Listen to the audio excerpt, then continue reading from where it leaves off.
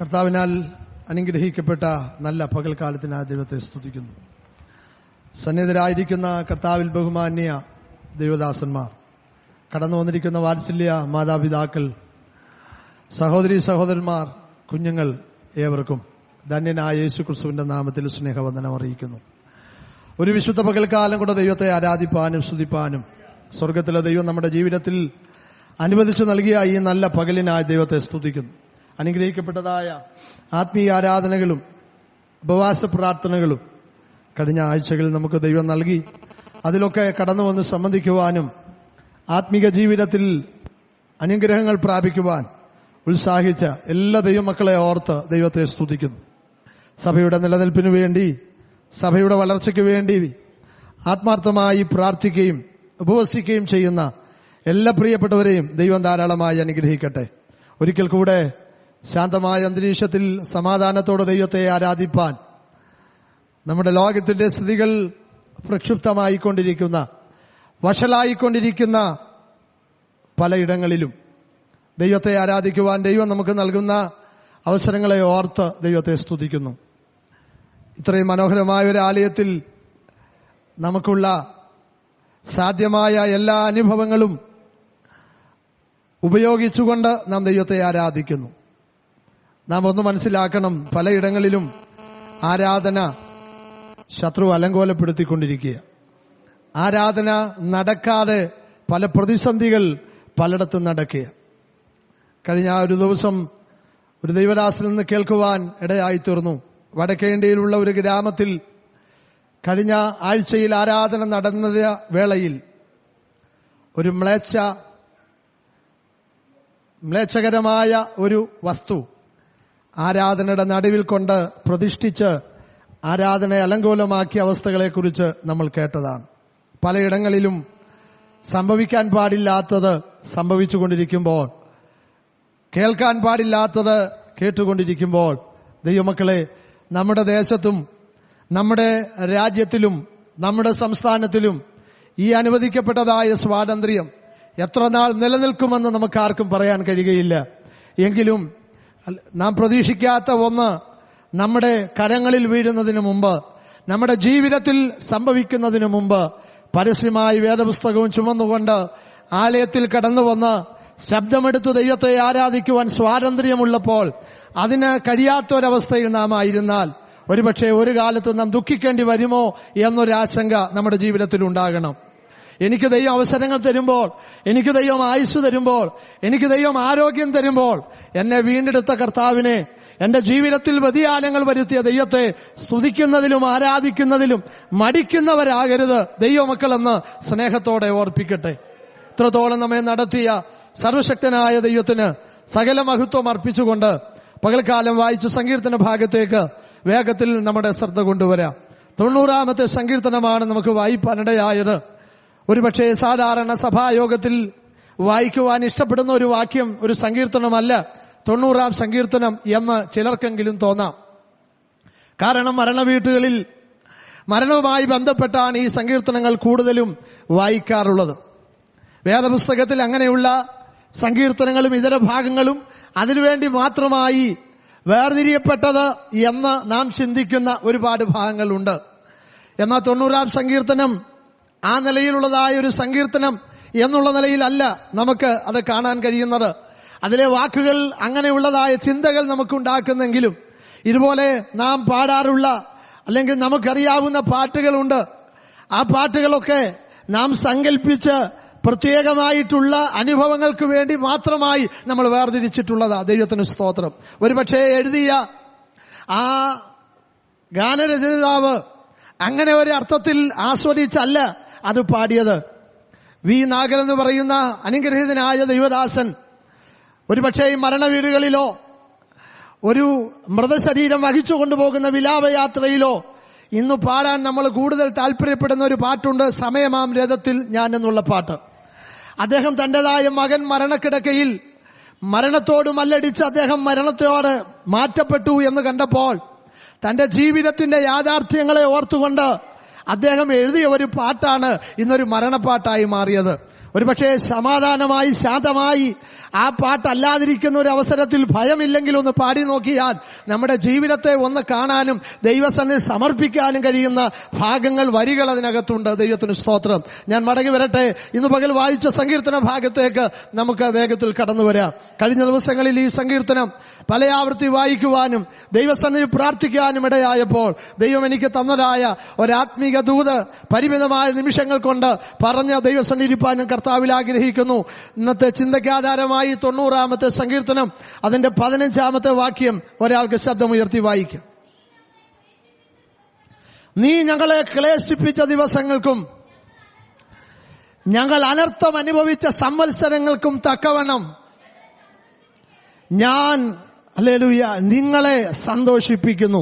അഥവാ സങ്കീർത്തനക്കാരൻ പറയുന്നു, നീ ഞങ്ങളെ സന്തോഷിപ്പിക്കണമേ.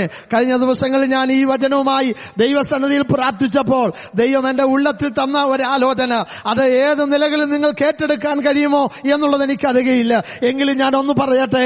കർത്താവിന്റെ നാമം നിമിത്തം കഴിഞ്ഞ ദിവസങ്ങൾ നീ അനുഭവിച്ചതായ ക്ലേശം അനുഭവിച്ച ദിവസങ്ങളുണ്ടെങ്കിൽ ആ ദിവസങ്ങൾക്കും കഷ്ടം അനുഭവിച്ച അനർത്ഥം അനുഭവിച്ച സംവത്സരങ്ങൾക്കും തക്കവണ്ണം നിനക്ക് പകരം നൽകുന്ന, നിന്നെ സന്തോഷിപ്പിക്കുന്ന ഒരു ദൈവമാ നാം സേവിക്കുന്ന ദൈവമെന്ന് ഇന്ന് പകൽക്കാലം പറയുന്നതിൽ സന്തോഷമുണ്ട്. എന്നും നിന്റെ ജീവിതത്തിൽ നീ അനുഭവിച്ച കഷ്ടതയിൽ അതേ നിലവാരത്തിൽ അവസാനിക്കുവാനല്ല ഈ ഭൂമിയിൽ ദൈവം നമുക്ക് ആയുസ് തന്നത്. അനർത്ഥം അനുഭവിച്ച് ഒരു നന്മ കാണാതെ ഈ ഭൂമിയിൽ നിന്ന് മാറ്റപ്പെടുവാനല്ല ദൈവം നമ്മെ തെരഞ്ഞെടുത്താക്കിയിരിക്കുന്നത്. കഷ്ടതയ്ക്ക് ഒരു നാളുണ്ടെങ്കിൽ, അനർത്ഥം അനുഭവിപ്പാൻ ഒരു സംവത്സരമുണ്ടെങ്കിൽ അതിനനുസരിച്ച് അല്ലെ നമ്മെ സന്തോഷിപ്പിക്കാൻ, അതിനനുസരിച്ച് നമ്മളെ മാനിക്കാൻ, അതിനനുസരിച്ച് നമുക്ക് ആനന്ദം തരാൻ സ്വർഗത്തിലെ ദൈവം വിശ്വസ്തന. ദൈവത്തിന് സ്തോത്രം. ഹല്ലേലൂയ. ഞാൻ പ്രാർത്ഥിച്ച വേളയിൽ ദൈവത്തിന്റെ ആത്മാവിനോട് ഓർപ്പിക്കാനിടയായി, എന്റെ ജനം അനുഭവിച്ച ക്ലേശം അനുഭവിച്ച ദിവസങ്ങൾ, കഷ്ടം അനുഭവിച്ച അനർത്ഥം അനുഭവിച്ച ദിവസങ്ങൾക്ക് തക്കവണ്ണം പകരം നൽകി ഞാൻ അവരെ സന്തോഷിപ്പിക്കുമെന്ന് ഒരു ദൈവശബ്ദം കേട്ടാണ് ഈ വചനവുമായി ഞാൻ ദൈവമക്കളുടെ മുമ്പിൽ നിൽക്കുന്നത്. അങ്ങനെയെങ്കിൽ പ്രിയപ്പെട്ടവരെ ഞാൻ ഓർപ്പിക്കട്ടെ, ഇതുവരെയും ആ ഒരു നന്മ ആ നിലകളിൽ പ്രാപിപ്പാൻ കഴിഞ്ഞില്ലെങ്കിൽ ഭാരപ്പെടേണ്ട, സങ്കടപ്പെടേണ്ട. ഇന്ന് പകൽ ഈ വചനം വിശ്വസിച്ച് അത് എന്നോടുള്ള ദൈവത്തിന്റെ ദൂത് എന്ന് ഏറ്റെടുത്ത് ദൈവത്തിന് സ്തോത്രം ചെയ്യാൻ ഇടയായി തീർന്നാൽ നീ ക്ലേശം അനുഭവിച്ച ദിവസങ്ങൾക്ക് എണ്ണി എണ്ണി പകരം തരാൻ, മറുപടി തരാൻ ദൈവം വിശ്വസ്തനാണ്. ഹല്ലേലൂയ. ഒരുപാട് വിശദീകരണങ്ങൾ അതിനോടുള്ള ബന്ധത്തിൽ ആവശ്യമാണെങ്കിലും സമയത്തിന്റെ പരിധി എന്റെ മുമ്പിലുള്ളത് കൊണ്ട്, ബഹുമാന്യരായ ദേവദാസന്മാർ നമ്മുടെ നടുവിൽ പലരും ഉള്ളതുകൊണ്ട് ഞാൻ എന്റെ വാക്കുകളെ ആ നിലയിൽ പരിമിതപ്പെടുത്തുവാൻ ഞാൻ ആഗ്രഹിക്കുക. എന്തുകൊണ്ടാണ് നമ്മൾ ക്ലേശം അനുഭവിക്കുന്നത്? എന്തുകൊണ്ടാണ് നമ്മൾ അനർത്ഥം അനുഭവിക്കുന്നത്? ആ കാരണങ്ങളിലേക്ക് ഇറങ്ങുവാൻ ഇന്ന് പകൽ ഞാൻ ആഗ്രഹിക്കുന്നില്ല. ഹല്ലേലൂയ. എന്നാൽ ഇന്ന് പകൽക്കാലം അല്ലെങ്കിൽ എന്റെ ചിന്ത ഒരു പ്രത്യേക ഭാഗങ്ങളിൽ നാം ഈ നിലയിൽ ക്ലേശം അനുഭവിക്കുന്ന, കഷ്ടം അനുഭവിക്കുന്ന 3 സാഹചര്യങ്ങളെ കുറിച്ച് ഓർപ്പിച്ച് അതിൽ ദൈവം അവരെ സന്തോഷിപ്പിച്ചത് എങ്ങനെയെന്ന് ഓർപ്പിച്ച് ദൈവസന്നിധിയിൽ ഇരിപ്പാൻ നിങ്ങളുടെ കർത്താവിൽ ആഗ്രഹിക്കുക. ദൈവത്തിന് സ്തോത്രം. ഒന്നാമതായി എനിക്ക് ഓർപ്പിക്കുവാനായിട്ട് ഞാൻ ആഗ്രഹിക്കുന്നത്, കർത്താവിന്റെ നാമത്തിനു വേണ്ടി ഇറങ്ങിത്തിരിച്ച ദൈവമൈതൽ ആത്മീകമായിട്ട് അനുഭവിച്ച, ആത്മീക നിലകളിൽ അനുഭവിച്ച ക്ലേശങ്ങളും അതിന്റെ അനർത്ഥങ്ങളുമുണ്ട്. ദൈവത്തിന് സ്തോത്രം. ഹല്ലേലൂയ. കർത്താവിന്റെ വിളി കേട്ട്, ദൈവശബ്ദം കേട്ട് ഇറങ്ങിത്തിരിച്ചു. ആത്മീക മുന്നേറ്റത്തിനു വേണ്ടി ദൈവം തന്ന ദർശനത്തിന് കോട്ടം വരാതെ, ദൈവം തന്ന വെളിപ്പാടിന് വ്യത്യാസം വരാതെ ആ ദൈവത്തെ പ്രസാദിപ്പിക്കണമെന്നുള്ള ആ ഒരു വലിയ ലക്ഷ്യത്തോടുകൂടെ ആ ഓട്ടമോടി പൂർത്തീകരിക്കാനുള്ള ആ ഒരു അനുഭവത്തോടുകൂടി ഇറങ്ങിത്തിരിച്ചു. പക്ഷേ പ്രതീക്ഷിക്കാതെ പലതും ജീവിതത്തിൽ സംഭവിച്ചു. പ്രതീക്ഷിക്കാതെ പലതും കാണേണ്ടി വന്നു, പലതും കേൾക്കേണ്ടി വന്നു, പലതും അനുഭവിക്കേണ്ടി വന്നു. ഒരുപക്ഷെ ഒരിക്കൽ പോലും കേൾക്കുകയില്ല എന്ന് ചിന്തിച്ച പലതും കേൾക്കേണ്ടി വന്ന സാഹചര്യങ്ങളുണ്ട്. അതിന്റെ നടുവിലൊക്കെ അയ്യോ യഹോവേ എന്ന് നിലവിളിച്ച എത്രയോ സന്ദർഭങ്ങളുണ്ട്. അവിടൊക്കെയും ഒരു ഭക്തനെ കൈവിടാത്ത ഒരു ദൈവമുണ്ടെന്ന് ഇന്ന് പകൽ പറയാൻ ഞാൻ ആഗ്രഹിക്കുക. ഒരു ഭക്തയെ കൈവിടാത്ത ഒരു ദൈവമുണ്ടെന്ന് ഇന്ന് പകൽ പറയാൻ ഞാൻ കർത്താവിൽ ആഗ്രഹിക്കുക. ആ വിഷയത്തിന്റെ തെളിവിനായി നമുക്കെല്ലാവർക്കും പരിചയമുള്ള പഴയ നിയമത്തിൽ ഒരു കഥാപാത്രത്തെ എടുക്കുവാൻ ഞാൻ ആഗ്രഹിക്കുന്നത് യോസഫിന്റെ ജീവിത ചരിത്രം. കർത്താവ് അവന് നൽകിയ ദർശനം അതിന് കോട്ടം വരാതെ ദൈവം തനിക്ക് കൊടുത്ത തന്റെ ഭാവിയെക്കുറിച്ചുള്ള ദൈവത്തിന്റെ പദ്ധതിയുടെ ആ ഒരു വലിയ വെളിപ്പാടിന് കോട്ടം വരാതെ, ഹല്ലേലൂയ, താൻ പിടിച്ചിരിക്കുന്ന വിശുദ്ധിക്കോ താൻ പിടിച്ചിരിക്കുന്ന വിശ്വാസത്തിനോ അതിനൊരു മൂല്യച്യുതി സംഭവിക്കാതെ, തന്റെ വാക്കിനാലോ പ്രവൃത്തിയാലോ ക്രിയയാലോ ദൈവത്തിന്റെ നാമം ദുഷിക്കപ്പെടരുത് എന്നുള്ള ഏക ചിന്തയോടുകൂടെ കർത്താവിന് വേണ്ടി നിലനിൽക്കുകയും കർത്താവിന് വേണ്ടി ഓടുകയും ചെയ്തപ്പോൾ അപ്രതീക്ഷിതമായ പലതും അവന്റെ ജീവിതത്തിൽ സംഭവിച്ചു. ഒരുപക്ഷെ അവനെതിരായി തീരുകയില്ല എന്ന് ചിന്തിച്ച അവന്റെ ജഡ സഹോദരങ്ങൾ അവനെതിരായി മാറി. ഹല്ലേലൂയ. വീണ്ടും കുറെ കൂടെ മുന്നോട്ട് പോയപ്പോൾ ഈ ലോകത്തിലെ വ്യക്തികൾ അവനെതിരായി മാറി. അവിടൊക്കെയും തോൽപ്പിക്കപ്പെടുമോ എന്ന് ചിന്തിക്കത്തക്ക നിലയിൽ വലിച്ചെറിയപ്പെട്ട ഒരുപാട് സാഹചര്യങ്ങളുണ്ട്. കാശ് എണ്ണി വാങ്ങി ജഡ സഹോദരങ്ങൾ അവനെ വിൽക്കുന്ന ഒരവസ്ഥ കണ്ടപ്പോൾ നോക്കി നിൽക്കാനല്ലാതെ, ഒരുപക്ഷെ ഉള്ളത്തിൽ സ്തോത്രം പറയാൻ ആഗ്രഹമുണ്ടെങ്കിലും അതിന് കഴിയാത്ത അവസ്ഥയിൽ വിഷണ്ണ മനസ്സോടുകൂടെ നിൽക്കാനല്ലാതെ അവനവിടെ ഒന്നും കഴിഞ്ഞില്ല. അങ്ങനെ ജീവിതത്തിന്റെ ഓരോരോ തലങ്ങളിൽ, പോത്തീഫറിന്റെ ഭവനത്തിലാണെങ്കിലും, ഹല്ലേലൂയ, വെള്ളമില്ലാത്ത പൊട്ടക്കുഴിയിലാണെങ്കിലും ഒരുപാട് യാതനകൾ അനുഭവിച്ചു, ഒരുപാട് വേദനകൾ അനുഭവിച്ചു. യോസഫിനോട് നമുക്ക് ചോദിക്കാം. അതിന്റെ കാലക്കണക്കിന് ഞാൻ ദൈവമക്കളോട് പറഞ്ഞിട്ടുണ്ട്.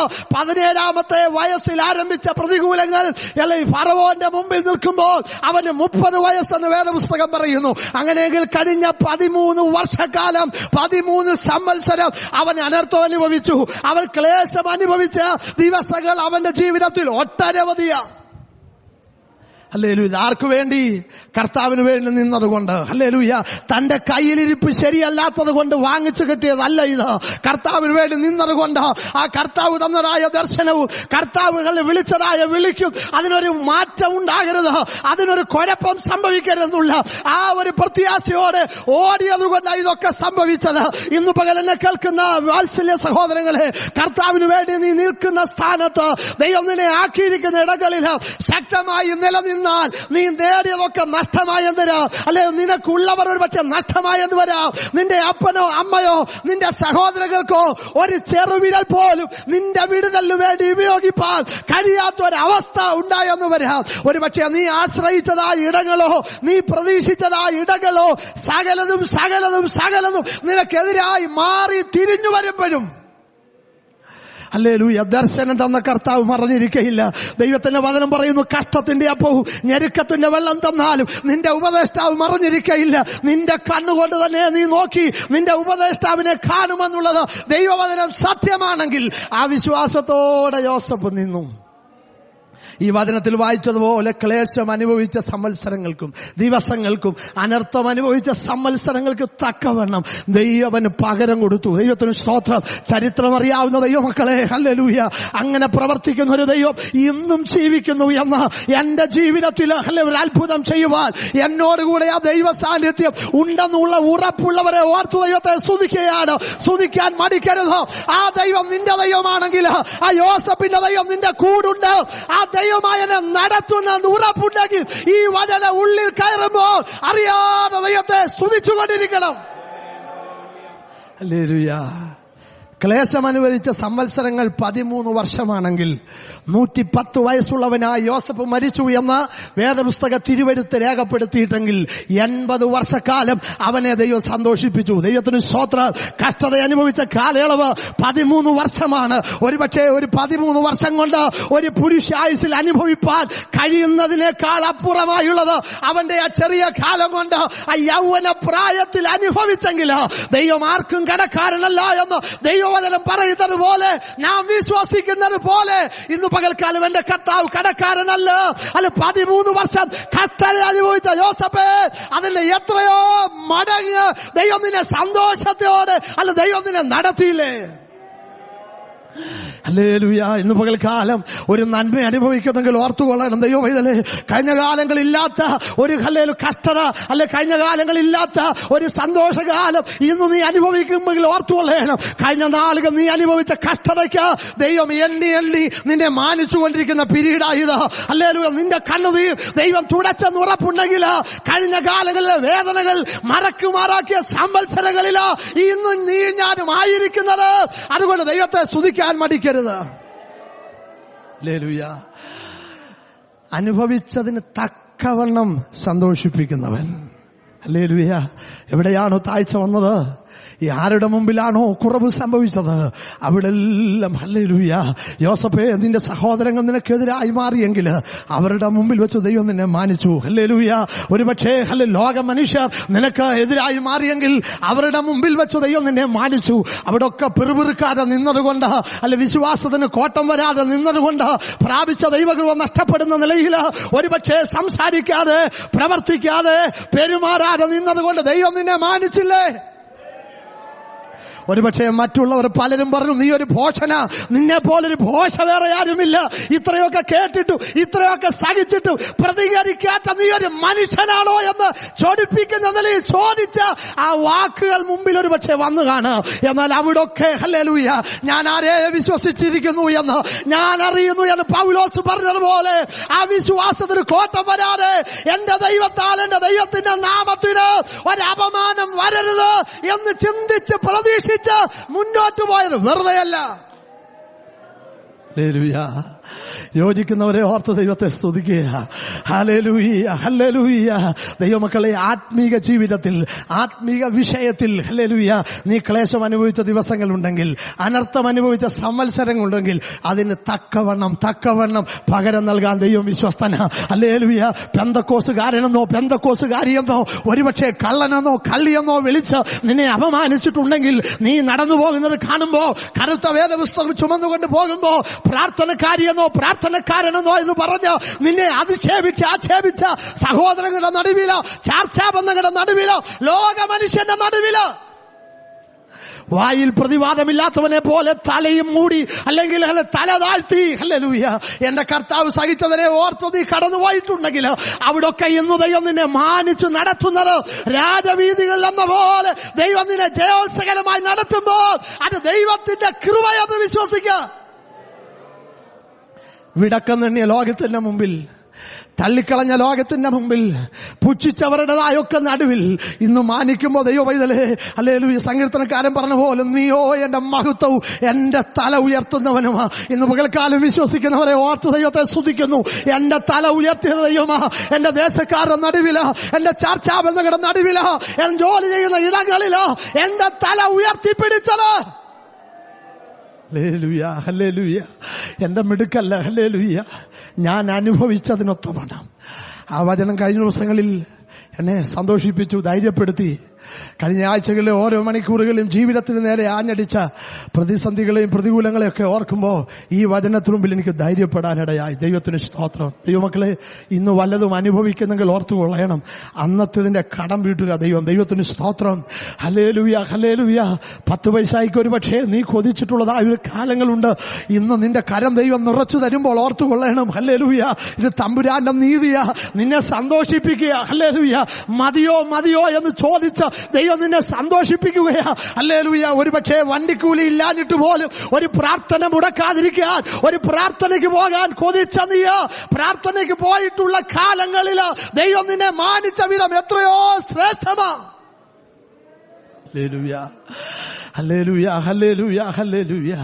പലതും ജീവിതത്തിൽ കാണുമ്പോഴോ അനുഭവിക്കുമ്പോ കർത്താവേ, ഇത്രമേൽ എന്നെ സ്നേഹിപ്പാൻ ഞാൻ എന്തുണ്ടെന്ന് എപ്പോഴും ഓർക്കണം. ദൈവത്തിന് സ്തോത്രം. ഹല്ലേലൂയ. എനിക്കത് പറയാൻ ലജ്ജയില്ല. ഞാൻ അങ്ങനെ ദൈവസന്നിധിയിൽ എപ്പോഴും ഓർക്കുന്നവനാ. ദൈവത്തിന് സ്തോത്രം. ഇത്രയേറെ സ്നേഹിപ്പാൻ, ഇത്രമേൽ സ്നേഹിപ്പാൻ. ഹല്ലേലൂയ. കർത്താവേ, ഞാൻ ഒന്നുമില്ല. ദൈവത്തിന് സ്തോത്രം. ഗിദെയോൻ പറഞ്ഞതുപോലെ എന്റെ കുലം എളിയതാ, എന്റെ കുടുംബം എളിയതാ. ദൈവത്തിന് സ്തോത്രം. അവനാ എന്നെ മാനിച്ചത്. അത് നല്ലവണ്ണം എന്റെ ഉള്ളമറിയുന്നു. അപ്പോൾ ഒന്ന്, ആത്മീക വിഷയത്തിൽ ക്ലേശം അനുഭവിച്ചിട്ടുണ്ടെങ്കിൽ തക്കവണ്ണം സന്തോഷിപ്പിക്കാൻ ദൈവം വിശ്വസ്തന. ഹല്ലേലൂയ. ഇനി രണ്ടാമത്, ശാരീരിക വിഷയങ്ങളിൽ ഹല്ലേലൂയ നമുക്കുണ്ടായ ബലഹീനത നിമിത്തമോ, നമുക്കുള്ള അപാകതകൾ നിമിത്തമോ, നമുക്കുള്ള വികലതകൾ നിമിത്തമോ ഒരുപക്ഷെ ഒരു കോണിലേക്ക് വലിച്ചെറിയപ്പെടേണ്ടതായ ഒരു സാഹചര്യം വന്നു. ചിലപ്പോൾ രോഗമായിരിക്കാം. ഹല്ലേലൂയ. ആ രോഗനിമിത്തം കർത്താവിന്റെ നാമത്തിന് വേണ്ടി ഇറങ്ങി തിരിച്ചതുകൊണ്ട് പലയിടത്തു നിന്ന് നമ്മെ മാറ്റി നിർത്തി എന്നിരിക്കുക. നമ്മുടെ ശരീരത്തിൻ്റെതായ പോരായ്മകൾ ഒരുപക്ഷെ ഹല്ലേലൂയ അംഗവൈകല്യം എന്ന ഒരു പദം ഇന്ന് പകൽക്കാലത്തെ ചിന്തയോടുള്ള ബന്ധത്തിൽ ഞാൻ ഓർപ്പിക്കട്ടെ. ഹല്ലേലൂയ. നമ്മുടേതായ ശരീരത്തിന്റെ അവയവങ്ങളിലുള്ള പോരായ്മകൾ, അല്ലെ നമ്മുടെ ശാരീരിക വിഷയങ്ങളിൽ നമുക്കുള്ളതായ ഹല്ലേലൂയ വൈകല്യങ്ങൾ, നമുക്കുള്ള തകരാറുകൾ, മനസ്സെത്തുന്നിടത്ത് ശരീരമെത്താൻ കഴിയാതെ, ഊർജ്ജസ്സുള്ള തീവ്രതയോടെ പലതിനും മുമ്പിൽ എത്തണമെന്ന് ആഗ്രഹമുണ്ടെങ്കിലും എത്താൻ കഴിയാത്ത നിലകളിൽ ശാരീരികമായി സംഭവിച്ചതായ പ്രയാസങ്ങൾ നിമിത്തം ക്ലേശം അനുഭവിച്ച നാളുകൾ, സംവത്സരങ്ങൾ, അതിന് തക്കവണ്ണം പകരം നൽകാൻ ദൈവം വിശ്വസ്തനാണ്. ഹല്ലേലൂയ. ശാരീരികമായി പ്രയാസങ്ങൾ ഉണ്ടെങ്കിലും ദൈവമക്കളെ, ഹല്ലേലൂയ, നമ്മുടെ മേലുള്ള വിളി ശ്രേഷ്ഠമാ. നമ്മുടെ മേലുള്ളതായ വിളി ഉന്നതമാ. ദൈവത്തിന് സ്തോത്രം. ദൈവവചനം പറയുന്നില്ലേ, ഉന്നത വിളി, ഹല്ലേലൂയ, വിശുദ്ധ വിളി, സ്വർഗീയ വിളി.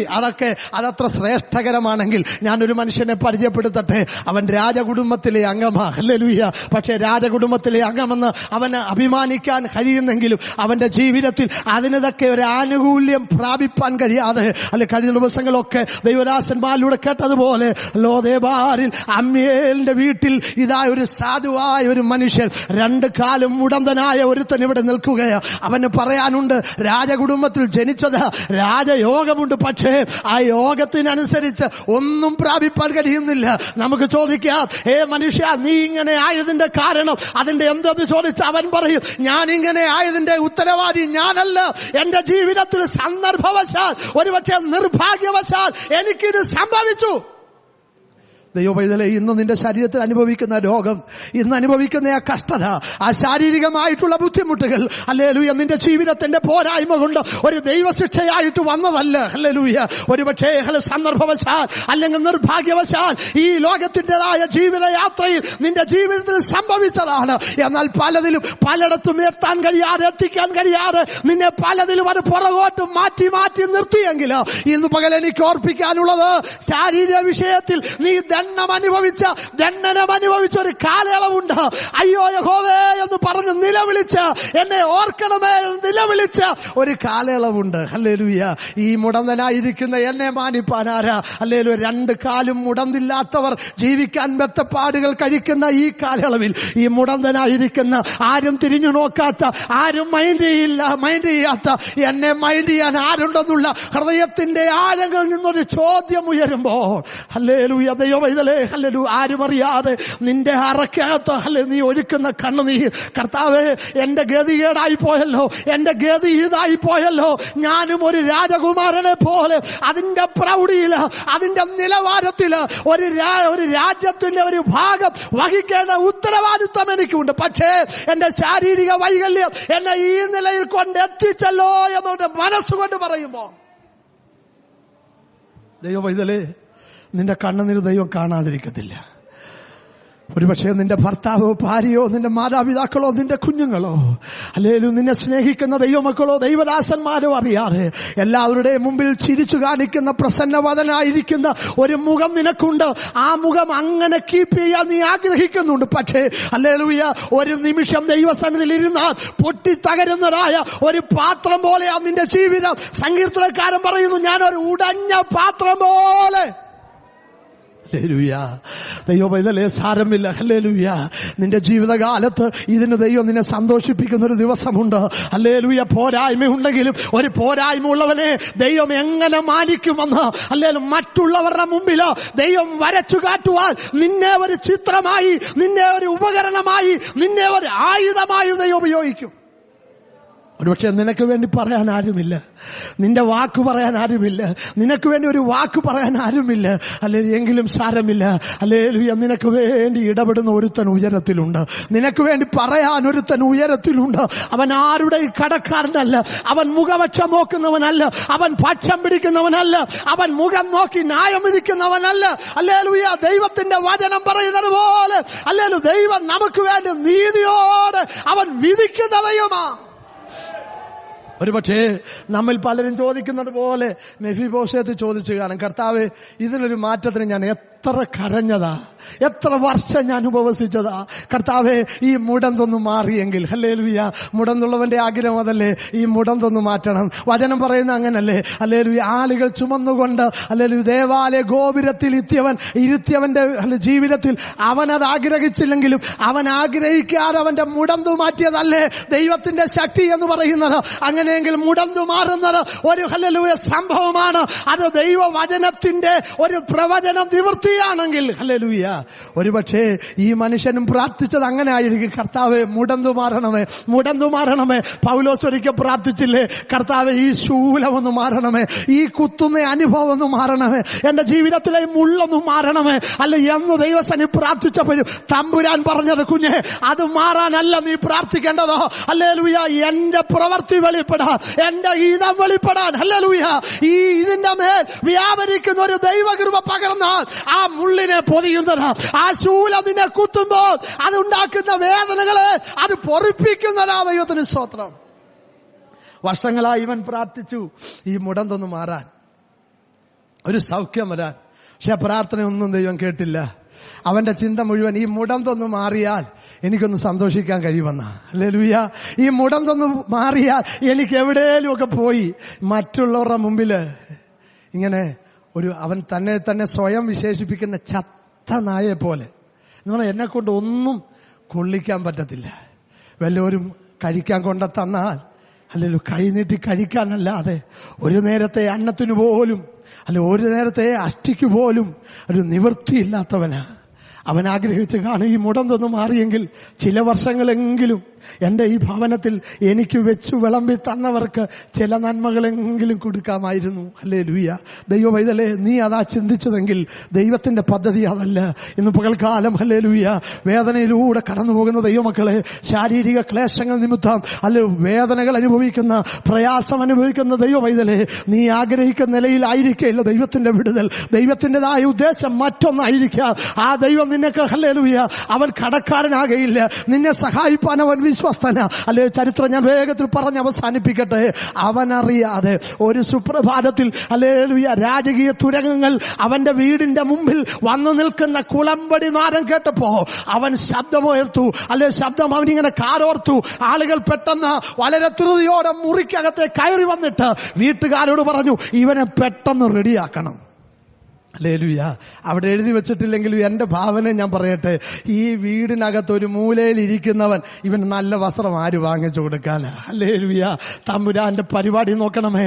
രാജവസ്ത്രം കൊടുത്ത ഈ കുതിരയുടെ പുറത്ത് അവനെ കൊണ്ടുപോകാൻ ആളിനെ അയച്ചിരിക്കുന്ന ദൈവത്തിന് സ്തോത്രം. പെട്ടെന്ന് അവനെ പിടിച്ചെഴുന്നേൽപ്പിച്ച ഒരുപക്ഷെ അവൻ പറഞ്ഞു കാണും, മെല്ലെ മെല്ലെ എന്നെ പതുക്കെ പിടിച്ചെഴുന്നേൽപ്പിക്കാവൂ. അവർ പറഞ്ഞു, സമയമില്ല, ഇത് നിന്നെ മാനിക്കാനുള്ള സമയമാ. ഇത് ആരുടെ ഓർഡറാ? ഇത് രാജകൽപ്പനയാ. ദൈവത്തിന് സ്തോത്രം. അവൻ ചോദിച്ചു, എന്നെ എന്തിനാ ഇതൊക്കെ ഇടിക്കുന്നത്?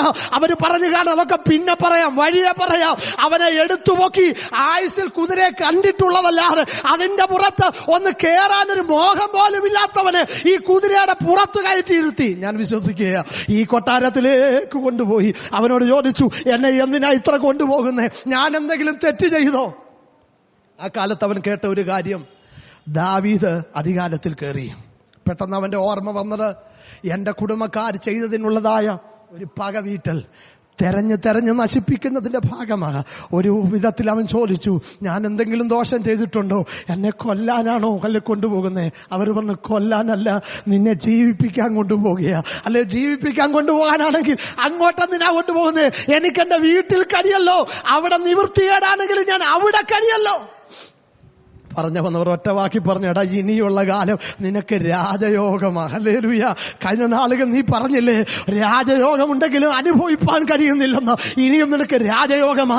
രാജാവിന്റെ മുമ്പിൽ വന്നപ്പോ രാജാവ് പറയുക, ഇനിയുള്ള കാലം നീ എന്റെ കൊട്ടാരത്തില്. ഹല്ലേലൂയ. മാത്രമല്ല, കഴിഞ്ഞ നാളുകൾ നീ കൊതിച്ച ഒന്നുണ്ട്, രാജകുമാരന്മാരോട് ചേർന്ന് നീ എന്റെ മേശയിൽ ഇരുന്ന് നീ ഭക്ഷിക്കണം. ദൈവത്തിന് സ്തോത്രം.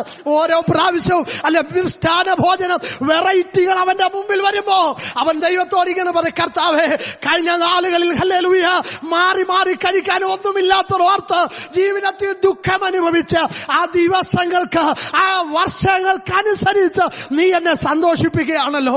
ദൈവമൈതലേ, ദൈവം നിന്നോട് ഹല്ലേലൂയ അനീതി കാണിക്കാൻ അവൻ മനുഷ്യനല്ല.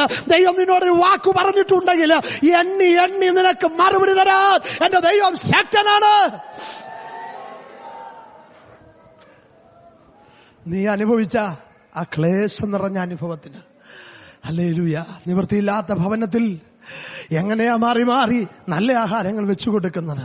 ഒരുപക്ഷെ അവൻ കണ്ടിട്ടില്ലാത്തത്, അവൻ രുചിച്ചിട്ടില്ലാത്തത്, അവന് കേട്ടറിവ് പോലുമില്ലാത്ത മൃഷ്ടാന ഭോജനം ഓരോ നേരവും രാജകുമാരന്മാരോട് ഒരുമിച്ച് അവരെഴുന്നേറ്റ് പോയിട്ട് അതിന്റെ ബാക്കി കഴിക്കുകയല്ല. ആരംഭത്തിൽ അവൻ എന്തെങ്കിലും കൊടുത്തിട്ട് മറ്റുള്ളവരെ മാനിക്കുകയല്ല. രാജകുമാരന്മാർ കഴിക്കുന്ന അതേ പ്രൗഢിയോടുകൂടെ ആ മേശയിൽ നിന്ന് അവനെ ഇരുത്തി അവനെ മാനിപ്പിക്കുമ്പോൾ ദൈവവചനം നിറവേറുകയാ. നീ ക്ലേശം അനുഭവിച്ച ദിവസങ്ങൾക്കും അനർത്ഥം അനുഭവിച്ച സംവത്സരങ്ങൾക്കും തക്കവണ്ണം നിന്നെ സന്തോഷിപ്പിക്കുക. ഹല്ലേലൂയ. അവസാനത്തെ ചിന്തയോടെ പറഞ്ഞ് 5 മിനിറ്റിനുള്ളിൽ എന്റെ വാക്കുകൾ അവസാനിപ്പിക്കുക. മൂന്നാമത്, ആത്മീക പിന്മാറ്റം വന്നാൽ, ഹല്ലേലൂയ, മൂന്നാമത്തെ ചിന്ത അതാ, പിന്മാറ്റം വന്നാൽ ദൈവകരം ഭാരമാകും. ഹല്ലേലൂയ. ദൈവത്തിനെതിരായി ദൈവം പറഞ്ഞ വഴിക്കനുസരിച്ച് പോകാതെ, ദൈവം പറഞ്ഞ പ്ലാനിനനുസരിച്ചൊക്കെ പോകാതെ വന്നാൽ ദൈവകരം ഭാരമാകും. അപ്പൊ ശത്രുവിന്റെ കയ്യിൽ ദൈവം വിട്ടുകൊടുക്കും. നന്മകളെ മുഴുവനും ശത്രു അടിച്ചുകൊണ്ട് പോകും. ഹല്ലേലൂയ. നമ്മുടെ ജീവിതത്തിൽ ഉള്ളതിനെ മുഴുവൻ നശിപ്പിക്കാൻ ദൈവം മനുഷ്യനെ ഉപയോഗിക്കും. എന്നാൽ മനുഷ്യനെ മാത്രമല്ല, യോവേൽ പ്രവാചകന്റെ പുസ്തകം നമ്മൾ വായിക്കുമ്പോൾ ദൈവം തന്റെ സൈന്യത്തെ അയച്ചു.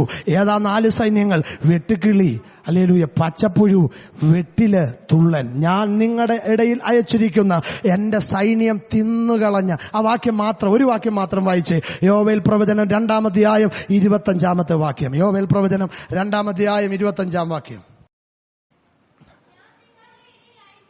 ഞാൻ നിങ്ങളുടെ ഇടയിൽ അയച്ചിരിക്കുന്ന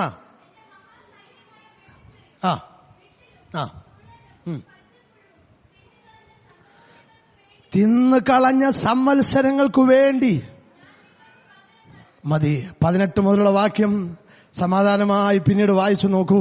ദൈവം എങ്ങനെയാ പകരം കൊടുത്തതെന്ന്. നഷ്ടപ്പെട്ടതുപോയതെല്ലാം ദൈവം മടക്കി കൊടുത്തു.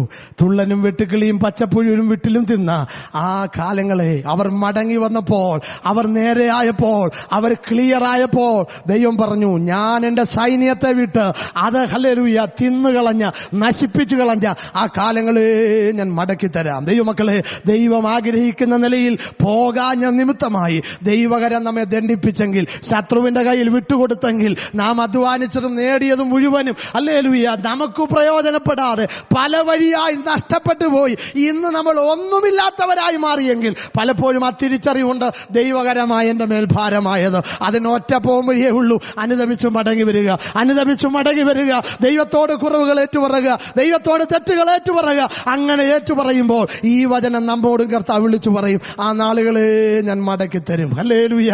ആ നിങ്ങൾ ക്ലേശം അനുഭവിച്ച ആ ദിവസങ്ങളെ, അനർത്ഥം അനുഭവിച്ച ആ നാളുകൾക്ക് തക്കവണ്ണം, ആ സംവത്സരങ്ങൾക്ക് തക്കവണ്ണം. നമ്മൾ വായിച്ച 25-ാം വാക്യത്തിന്റെ ചില വാക്യങ്ങൾ പുറകിലേക്ക് ഇറങ്ങി വായിക്കുമ്പോൾ വായിക്കണ്ട. അവിടെ ഇങ്ങനെ ഒരു വാക്യമുണ്ട്, യഹോവ നിങ്ങളുടെ ഇടയിൽ വൻകാര്യങ്ങൾ ചെയ്തിരിക്കുന്നു. ഹല്ലേലൂയ.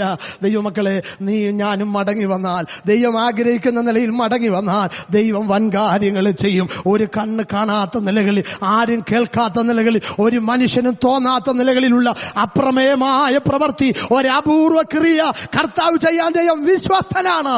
മടങ്ങി വരാൻ നമ്മൾ തയ്യാറാകണം. നമ്മുടെ പിന്മാറ്റത്തെ ചികിത്സിക്കുവാൻ ദൈവം തയ്യാറാകുമ്പോൾ ദൈവത്തോട് പ്രാർത്ഥിക്കുമോ, യഹോവേ, ഞങ്ങൾ മടങ്ങി വരേണ്ടതിന് ഞങ്ങളെ മടക്കി വരുത്തണമേ.